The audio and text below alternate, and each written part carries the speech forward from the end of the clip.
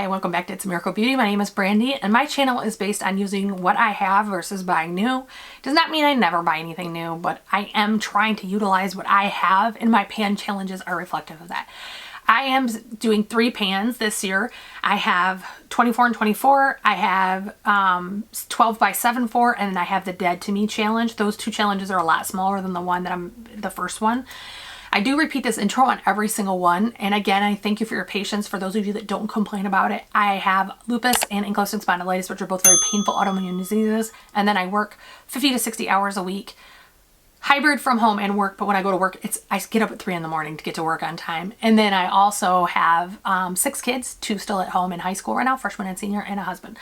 So this helps me edit less, do less, and everything else, and it allows me to continue to film without feeling it as a burden, and it continue to be a pleasure. So I appreciate your patience on that. So now that I've said all that, the last thing I want to point out is my pan challenges are a little different than some. Not every product is meant to be utilized to completion. I do have products like that. Some are just utilizing. I have a very huge makeup collection. All around me is eyeshadow palettes. Over here's a drawer with tons of foundations and blushes and concealers, and I have way more than any one person needs. My goal is to go through that collection, not necessarily finish everything. But there are products that are aging or whatever I do look to finish. So with all that being said, I hope you'll like, share, subscribe if you like this video, and let's get started on the pan challenge. First pan challenge is the 24 and 24. This one is a challenge to me in many ways. There's products in here I don't enjoy, products in here that I'm trying to use but I'm not loving, and then there's other products that I'm just like, I love this. So this one I struggle with sometimes. This month I actually failed on one of mine. I was supposed to use this 4 times or 7 times and I only used it 6. This is the Pat McGrath Celestial Odyssey Luxe Quad in Bronze Borealis. I actually enjoy this overall. The maroon shade is a bit patchy, but when I'm just looking for an easy work shade, this works really well. I missed one use in this somehow. I probably didn't realize it was left, but the problem is that means it's one less it was used in the pan challenge. Not the end of the world, but it is one of those things. So you're going to see me put these in a thing over here because I actually need to put all of this back in my drawer so I can do my proper inventory next. And so one of the things I want to do is, instead of keeping them together in their individual things or putting them in the drawers where I keep them, I'm actually going to be putting them away, and then I'll pull them back out after I do my inventory, because otherwise I'll miss a powder bronzer or I'll miss a cream or anything like that. So bear with me as you see me moving things around. Next is the Pat McGrath. This is the Skin Fetish Divine Blush in Nymphette. I enjoy this. This is really good, just naturally pink blush. Looks good on my skin tone. I have no issue using that. Mario Cream Bronzer. This is one that is bad at this point, not in use, but in time. And I don't use that brush. Hold on. This is one that seems relatively warm, but when you are cool, but when you put it on, it is very warm. So I'm struggling with it, but it technically is expired. There is that much left, and since it's technically expired, I'm just trying to get a few months of use out of it, so I am going to leave that in the challenge. So far, everything has been left in the challenge so far. Next is the Wayne Goss palettes. I have a blush and a bronzer palette. So the blush palette looks like, or bronzer palette looks like this. It does have a warm and a cool. They're super light. They're even hard for me to use, but I am trying to get as much as I can.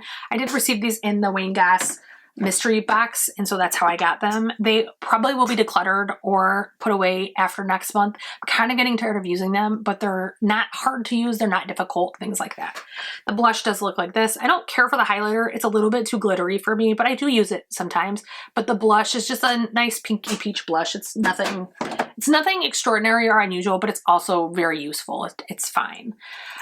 Next is my Pride and Joy, my Hourglass Ambient Lighting palette. I've been painting this since last year, and I am just working my way across that pan. It's looking pretty panned at this point. So keeping that one going.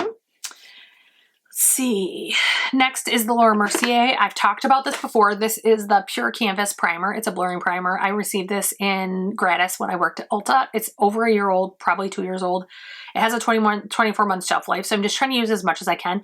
I don't enjoy this primer that much. It's not terrible. I think it's an extra layer for something that doesn't provide as much smoothing as it probably should. So this is one that I'm going to pan as long as I can stand it, and then I'm probably going to throw it away. Next is the Kevyn Aucoin. So I'm panning the Kevyn Aucoin Sculpting Powder and Light, and then I have the Kevyn Aucoin Central Skin Enhancer that I cannot tell exactly what color it is. They look like this.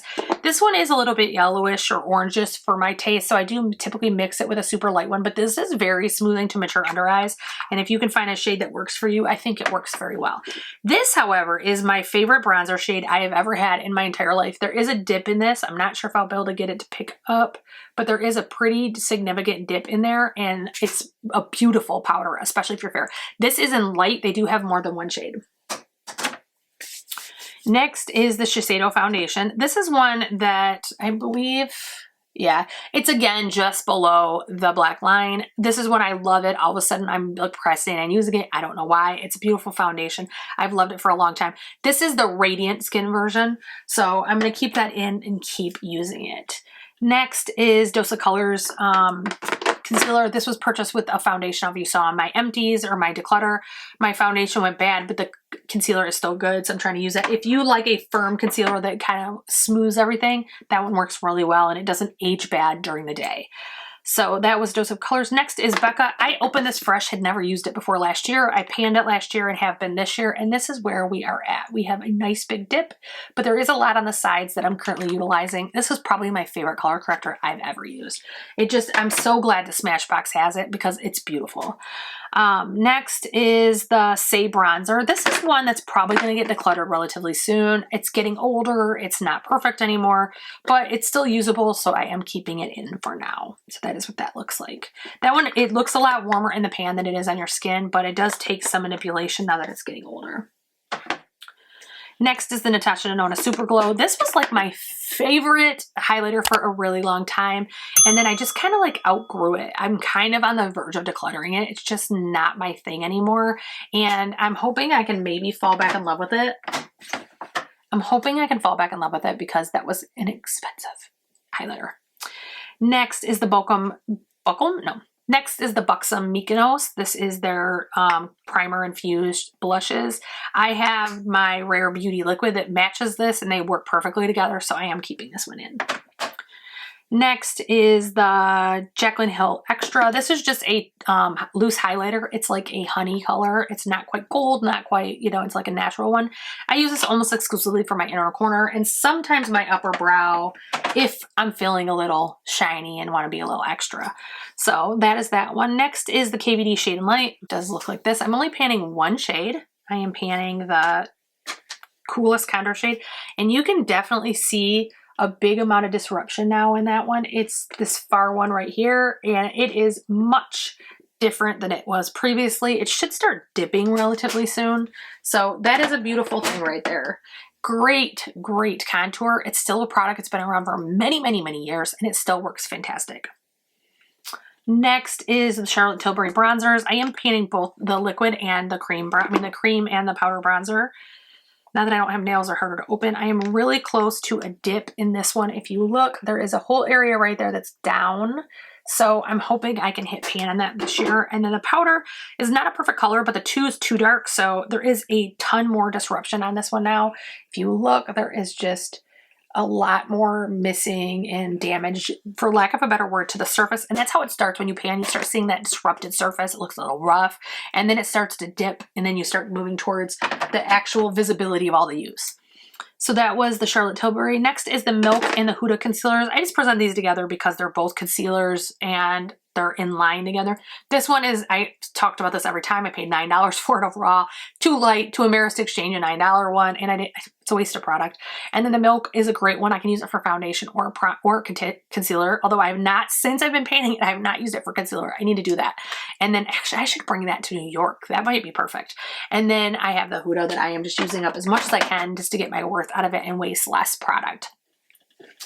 Next is the bronze Bora Bora, or not bronze, I'm sorry, e.l.f. Luminous Bora Bora. I am taking this out this time just because it's an e.l.f. And I'm also taking out the next one. And so I'll give you the 2 I'm replacing with them, but I'm also taking out the Luminous Putty Bronzer. This is one that it works okay. It's fine. You can actually see I got a little bit of a dip going in there now, but it is a $6 product, and I have products that are more expensive I want to be utilizing. So I am taking that out. Then in its place, I'm putting the e.l.f. Power Grip Primer. I actually don't love this. When I was younger, I loved these gripping primers. I bought Milks for years. These do not play the same on my skin as they used to. So this may end up being decluttered, but for now I'm going to leave it and try to use it and see what I can do. The other one for the other e.l.f. coming in is the NARS Light Reflecting Foundation. It is right there when we start because this is a favorite foundation of mine. I wish they would fix the lid because it doesn't stay on. But other than that, I really love this foundation. I've got a lot of good foundations right now, so I've actually been neglecting that. And so I'm hoping I can get some more use of it. And then finally, this is becoming another pride and joy for me. I had voiced that my e.l.f. Halo Glow you couldn't tell how much was in it. Well, I let it sit for a really long time and I finally figured out. So you can see the upper line and then you can see where it's at now. It is finally showing me where it's at and I'm getting close to finishing this. So I think this should be done, I would guess, maybe in May or June. I'm not sure. I mean, that line was less than a month ago, so I do use it a lot. I use it every day. Every single day I use it because it's the wrong color, so I want to get it out of here. So that is my 24 and 24 pan challenge of the 2 swap outs that I had. If you like these pan challenges, I hope you'll like, share, subscribe, ring that bell for notification. I never upload at the same time on the same day ever. And then also don't forget to come back and look for my 12x7 and my dead to me pans. Wherever you are, whatever you're doing, I hope you're doing great and I will see you again soon.